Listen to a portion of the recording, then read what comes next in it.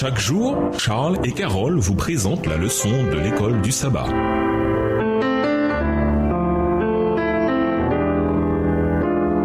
Bienvenue dans votre émission Dieu nous parle. Nous voilà la leçon de mercredi, le fruit de l'évangile. La relation entre Paul et les Colossiens était différente de celle qu'il avait avec les Philippiens. Il faisait partie de ceux qui n'ont jamais vu son visage. Colossiens 2, verset 1, version second 21. Néanmoins, Paul leur assure, comme il a fait avec les Philippiens, qu'il remercie Dieu pour eux et qu'il prie sans cesse pour eux. Lisons Colossiens 1, les versets 3 à 8. Quelles sont les trois choses pour lesquelles Paul remercie Dieu? Colossiens 1, verset 3 à 8. Nous rendons grâce à Dieu, le Père de notre Seigneur Jésus-Christ, et nous ne cessons de prier pour vous, ayant été informés de votre foi en Jésus-Christ et de votre charité pour tous les saints, à cause de l'espérance qui vous est réservée dans les lieux et que la parole de la vérité, la parole de l'Évangile vous a précédemment fait connaître. Il est au milieu de vous et dans le monde entier. Il porte des fruits, il va grandissant, comme c'est aussi le cas parmi vous, depuis le jour où vous avez entendu et connu la grâce de Dieu conformément à la vérité. D'après les instructions que vous avez reçues d'Épaphras, notre bien-aimé compagnon de service, qui est pour vous un fidèle ministre de Christ et qui nous a appris de quelle charité l'Esprit vous anime. Paul réunit les trois vertus qu'il mentionne ailleurs, la foi, l'espérance et l'amour. Voir 1 Corinthiens 13, le verset 13, 1 Thessaloniciens 1, le verset 3 et 1 Thessaloniciens 5, le verset 8. Remarquez que Paul n'attribue pas ces choses aux Colossiens. Il remercie le Père car elles font partie des dons excellents et parfaits que nous recevons de lui. Jacques 1, le verset 17. Quand nous voyons l'amour que Dieu a pour nous, cet amour nous mène à croire en Christ. Éphésiens 2, les versets 4 à 8. Et nous recevons l'espérance céleste. Pierre l'a décrit comme un héritage impérissable, sans souillure, inaltérable, qui vous est réservé dans les cieux. 1 Pierre 1, le verset 4. Paul souligne également que l'évangile est digne de confiance car il est fondé sur la parole de la vérité. C'est une expression que Paul emploie ailleurs en référence à la parole inspirée de Dieu. Voir 2 Corinthiens 6, verset 7,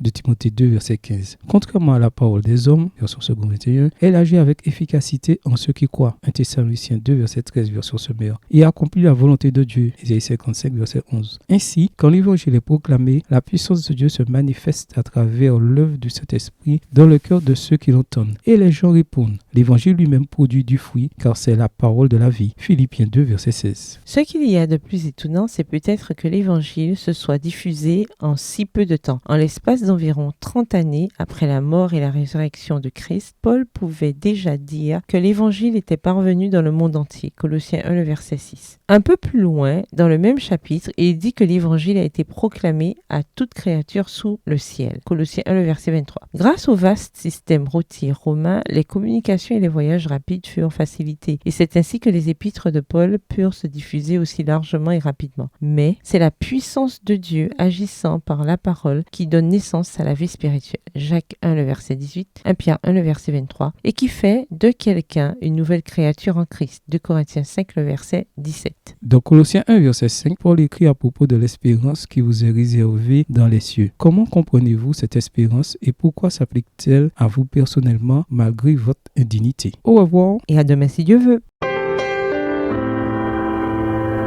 Dieu nous parle. Chaque jour, Charles et Carole vous présentent la leçon de l'école du sabbat.